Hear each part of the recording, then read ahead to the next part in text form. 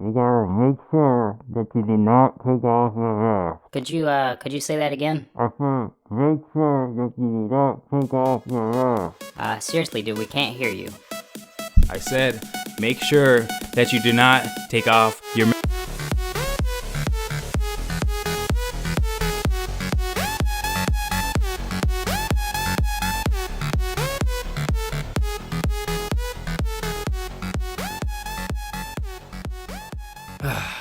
Man, has anybody missed the good old days when you could just be walking down the street and you see a white lady way down the road and she like crosses the road and you knew it was because you're black? With this whole social distancing thing, it's just so different. Like I can't deal. I just want the good old times back, you know?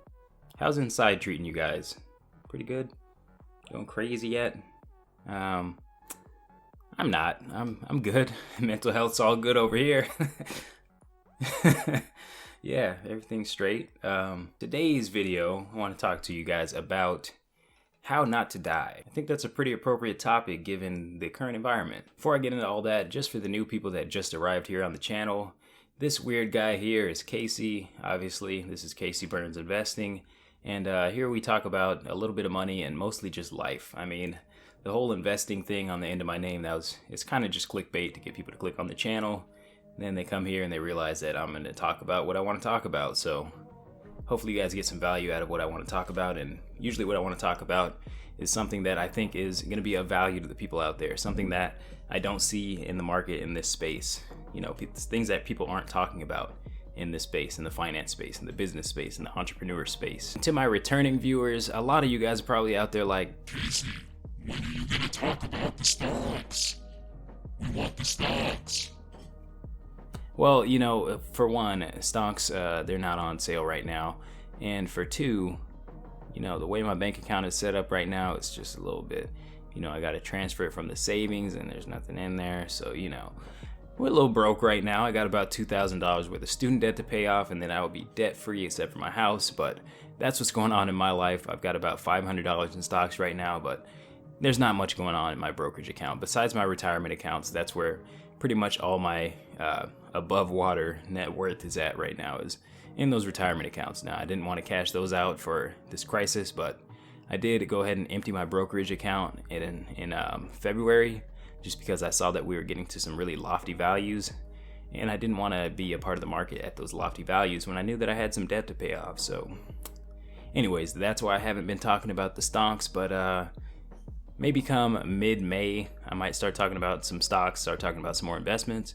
I did want to talk about oil, but, you know, we'll get into that potentially midweek this coming week. But anyways, that's that. And, you know, stocks videos, they're coming, but later. We got some mass hysteria going around. A lot of people are getting sick, so I want to talk to you guys about how you can prevent getting sick from the coronavirus. We're going to talk about the top 12 causes of death and what I'm seeing with regard to those. We see those a lot in the hospital. I mean, hospitals, as sad as it is, that's where a lot of people go to die. That's what I see at work a lot. I see a lot of death. So as it pertains to the top 12 ways to die, we're going to talk about how to not die in general. And as we talk about how to not die in general, we'll see some emerging themes, but let's get into the first topic, which is how to not die from the coronavirus. Now, how to not die from the coronavirus, you know, we've all seen those advisories put out. Hopefully you have. If you haven't, you know, there's a stay home advisory. So stay home, keep your mask on when you go out. Don't go out if you don't need to. Wash your hands. Make sure you use soap and water. Hand sanitizer is not going to get it done for you. Hand sanitizer does not kill all viruses. But I think for the most part, we kind of all know that. But I want to talk to you guys about something a little bit more interesting. I want to talk to you guys about mass fear and how that can affect you. What if I told you that you have the power to fight off disease with your mind? Would you think that I'm calling you some kind of superhero? Or would you think that I'm crazy? What if I told you that your actions, rather than your predetermined genetic destiny, have a lot to do with whether or not you'll get sick? Not in some woo-woo positive thinking sort of way, but in a way that actually agrees with science. Would you agree with me? Here's why you should. The way most people think the body works is you have DNA, and your DNA produces your responses to your environment. The way the world actually works is this. Life forms, both multicellular and single-cellular, exist in an environment. This environment interacts with organisms in ways that the system can and cannot sense. Imagine a blind bat. A blind bat cannot sense light with his eyes. Does this mean that none of the blind bat's cells respond to light? Does this mean that light does not interact with the bat because it cannot see?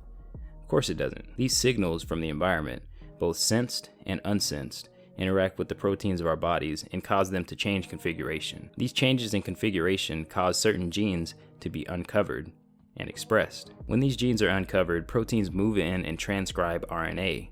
After this, the RNA is translated into protein, and from those proteins we see a response in the organism, or ourselves. In other words, the proteins of our bodies are restructured based upon the signals that they receive from the environment. Therefore, we are restructured based upon the signals that we receive from our environment. This is the essence of being a living and functioning organism, restructuring proteins in a way that supports the cell, or community of cells in our case. To illustrate the power of positive thinking and the power of a positive environment, consider the effects of cortisol on the mind and body. Back in the old plains, during the origin of humans, we'd see that lion lurking in the bush. We needed something to give us that shot of energy to run or fight. This was essential, and is still essential today. However, these things are few and far between. Most of the stress that we experience today are not over life-threatening manners. In other words, our bodily response today is improper, and it could be thought of as a collective brain disorder. A brain is improperly related to our new environment that we've created. In our stressful world today, we persist in this state of fear and are constantly flooded by stress hormones such as cortisol. Under normal conditions, the fight or flight response or the stress response is a short-lived response that serves its purpose. It directs life-sustaining blood to the extremities and away from the gut and thinking parts of the brain such as the prefrontal cortex. In other words, the blood goes from the thinking parts of the brain to the reflexive parts of the brain. That is to say, the obvious statement that we all know, that stress makes us more stupid. We don't think as much when we're stressed, we just react with the animalistic part of our brain. Cortisol also downregulates the digestive system and the immune system, which makes sense. If you're running away from a lion, what would be the most important thing? Running with your limbs? Fighting with your limbs? Digesting a sandwich? Or fighting that bacterial infection in your leg? Obviously, you're going to want to be able to run and fight rather than fight that bacterial infection. The problem is, when we persist in this state of fear, it makes us sickly. It makes us more likely to get sick. Not in some weird positive thinking way, but like actually, the science says that we are more likely to get sick. If our immune system is being signaled to shut down, we are more likely to get sick. So the worst thing that we could do right now is be fearful. Viruses and bacteria are always in our body. It's only when our immune system becomes unable to fight them off that we become sick. So with all of that said, the worst thing that we could do right now is be fearful, and that's what a lot of Americans are doing right now. The next worst thing that we could do is what I'm about to talk about right now. These are the 12 most common ways to die, and we're going to go over the common theme that leads us into a hospital like mine to die from one of these causes of death. The way that we're going to go over these 12 things are how many deaths they cause, what percentage of deaths they cause. We're going to go over who's likely to meet these deaths and end up in a hospital like mine and end up perishing in the hospital. If you do manage to make it to the end of this very long video, you will see what the point is for me sharing the prevention tips of all 12 of the top 12 ways to die. There's a common theme here, and I really want people to grasp onto this theme, even though this is an investing channel. If you're investing and you're building wealth and your health sucks and your life sucks in every other way, it really doesn't matter. You're not going to be happy, so that's why I like to talk about these types of topics. But anyways, let's just go ahead and get into this. Number 1 of 12 is heart disease. Heart disease accounts for 635,260 deaths per year in the US. That's 23.1% of total deaths in the US. They're most common among men, people who smoke, people who are overweight and obese. It's more common in people over 50, people with a family history of heart disease and heart attack. But when we think about family history, we also have to consider that family history also includes family habits, family traditions, family dietary practices. So prevention tips for heart disease are: number 1, quit smoking. 2, eat healthier. 3, exercise at least 30 minutes per day, 5 days a week. Number 4, maintain a healthy weight.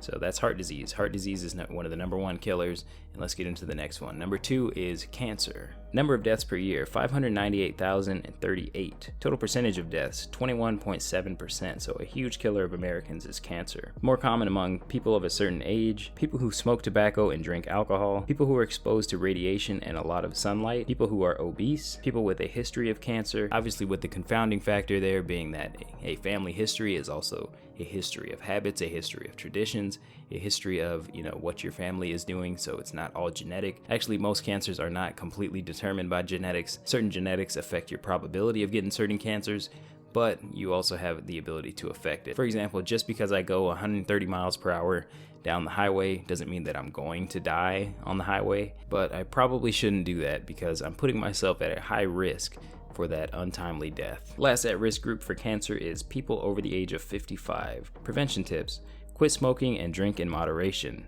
Exercise at least 30 minutes per day, 5 days a week. Number 2, eat healthier. Number 3, maintain a healthy weight. Number 4, have cancer screenings regularly, including skin checks, mammograms, prostate exams, and more. So cancer, make sure that you're getting checked up, make sure you're going to your doctor, make sure that your healthcare is straight, make sure that you have healthcare, make sure that you're watching your weight, make sure that you're not smoking, and make sure that you're not drinking in excess. Number 3 is accidents, unintentional. Accidents account for about 161,000 deaths per year, or 5.9% of all deaths. We don't necessarily need to talk about this much because a lot of accidents are unavoidable. Obviously, you need to be safe when you're driving. Don't speed, don't drink and drive, things of that nature. A lot of them happen to mostly men, people that have unsafe jobs, and we don't really need to talk much about this one. Moving on to number 4. Number 4 is chronic lower respiratory disease, which accounts for about 155,000 deaths a year, or 5.6% of all deaths per year. More common among women, people over age 65, people with a history of smoking and exposure to secondhand smoke, people with a history of asthma, and individuals of lower income households. Which the last part with the lower income households, that's a little bit of a tragedy just because lower income households, they tend to have a little bit more pollution and just they're exposed to more bad things in their environment. Prevention tips: stop smoking and being exposed to smoke. Number 5 is stroke, accounting for 142,142 deaths per year, or 5.18%. They're most common among men, women using birth control, which I didn't know, people with diabetes, people with high blood pressure, people with heart disease, people who smoke. Tips for prevention: maintain a healthy weight, exercise more, eat healthier, manage your blood pressure, stay away from salty and fatty foods, stop smoking, drink only in moderation, manage your blood sugar level and diabetes, treat any underlying health defects or diseases. Number 6, Alzheimer's, 116,000 deaths a year, 4.23% of all deaths in the US, more common among women, people above age 65. Alzheimer's risk doubles every 5 years after age 65. People with a family history of the disease. Obviously, again, the confounder being a family history of family habits and family practices, family cultural practices. Prevention tips for Alzheimer's: exercise, eat a healthier diet, treat and monitor any other chronic diseases you have, and keep your brain young with learning, conversation, and reading. And some people out there may be asking themselves, why would Alzheimer's be something that would be helped by exercising and by eating healthier? Alzheimer's is advanced by narrowing of the blood vessels in the brain. So how do you narrow the blood vessels in the brain? Pump fat through them. So when you pump fatty foods through them, you pump cholesterol through your veins. You're eating a bad diet. You're not pumping blood through your system with exercise like we're supposed to. That is going to advance Alzheimer's. Number 7 is diabetes, 80,000 deaths per year, 2.9% of deaths in the US. Who are the people that are most likely to have type 2 diabetes? People that are overweight or obese, adults over the age of 45, people with a family history of diabetes. Which, for me, 2 and 3, 45 and family history, to me that just tells me that they've had it long enough to eat themselves into diabetes. Prevention tips for type 2 diabetes: maintain a healthy body weight, exercise, eat a healthy diet with plenty of fruits, vegetables, and whole grains, fibers, and lean proteins. Have regular blood checks if you have a family history of type 2 diabetes. Number 8, this one is very relevant because it has a little bit to do with the coronavirus, and that is influenza and pneumonia. This one accounts for 51,000 deaths among the population per year in the US, or 1.88% of deaths. It's more common among children, the elderly, people with other chronic health conditions, and pregnant women. Prevention tips: wash your hands often, practice social distancing, get vaccinated, 10 to underlying health conditions. So in other words, exactly what you should be doing for the flu is exactly what you should be doing for the coronavirus. We already talked about that. Mask, social distancing, wash hands, be clean, and that's all you can really do. But one interesting thing to me is that people with underlying health conditions, which is the other 11 of these 12 things on the list, those are the people who are typically dying of influenza. So underlying health conditions, once again. Let's move on to number 9. Kidney disease. Number of deaths per year, 50,000 per year. 1.8% of deaths that occur in the US per year. The most common among people with other chronic conditions such as diabetes and high blood pressure, recurrent kidney infections, people who smoke, people who are overweight and obese, people with a family history of kidney disease, which once again, family history, I don't really like that metric because your family history also includes your family habits. Tips for prevention: eat a lower sodium diet, stop smoking and drinking, lose weight if you're overweight and obese, and maintain it, exercise for 30 minutes 5 days a week, have blood and urine tests if you have a family history of the disease. Which, yeah, the whole family history thing, I feel like that's conflating cause and correlation. Like, just because something is concentrating itself in a family doesn't mean that it necessarily arises from that family. It could just be the fact that it arises from that set of behaviors, and that family exhibits that set of behaviors. Number 10 is suicide, and it accounts for 45,000 deaths per year, or 1.64% of the deaths of the US population. It's most common among men, people with brain injuries, people who have attempted suicide in the past, people with a history of depression and other mental health conditions, and people who misuse alcohol and drugs. Tips to prevent suicide are finding better coping mechanisms, finding support groups. This one helped me personally because I had a tough time back in my past, and that is consciously reframing the situation that is making you feel down and or improve the situation. So that's why I really love the idea and talking about self-improvement, because improving yourself and self-improvement, it really does lead to a whole lot of fulfillment. And I'm so happy now relative to where I came from and what I was feeling before. And the last one is reach out to someone and try to build a real connection. There's a lot of people that I've been to a dark place about 3 times in my life, and every time there was somebody who pulled me out of it. So honestly, if you guys ever need somebody, please do message me and I will try to get to it. I will try to get back to you because I know what that feels like. It's a little bit harder to message me here, so just send me a direct message on Instagram. I'll make sure that I try to get back to you and we can talk. We can talk. Almost through here. Number 11 is septicemia. Now, what is septicemia? Septicemia is basically when you have blood poisoning, especially by bacteria or their toxins. Basically, you got something bad in your blood. Number of deaths per year, 39,000 in the US, which accounts for about 1.42% of the total deaths in the US. This is most common among adults over age 75, young children, people with chronic illnesses, so there it is again, and people with impaired immune system, which we talked about that earlier as well. Prevention tips for this are: make sure that you treat any bacterial or fungal infections early, and make sure that you go get prescribed by your doctor, and finish the regimen. Finish the regimen or else you will create a superbug. Don't create a superbug. It's like a bug, but it's super. 12th and last one, congratulations for getting all the way to the end of this video, this browbeating. I love to browbeat. That's just what I do. That's my lifestyle. That's how I live. I love to browbeat. That's what I do. That's why I made this channel, so I could browbeat you and spit a couple bars, I guess. Number 12 is chronic liver disease and cirrhosis of the liver. This is most common among people with a history of excessive alcohol use, someone with a viral hepatitis infection, and someone with a fatty liver. Prevention tips: stop drinking, get treated for viral hepatitis, avoid undercooked meats, avoid unsafe sex. So in other words, all of this is about to come together at the end of this video, this outro. Basically, the point is everything in your life, look, death is not preventable, but there are certain lanes that you can put yourself in that are going to lead to health, that are going to lead to spiritual fulfillment, that are going to most likely lead to a longer, healthier, happier life.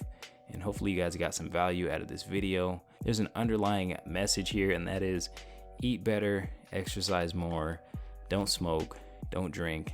It'll make you a happier person. Those things may make you happy up front, but overall, top 12 leading causes of death are those things that supposedly make us happy, make us fulfilled, but really they make us dead. So hopefully you guys are out there making some good choices in quarantine and choosing some good habits so that we'll all be happy moving forward. So love you guys all, and I'll see you guys in the next video.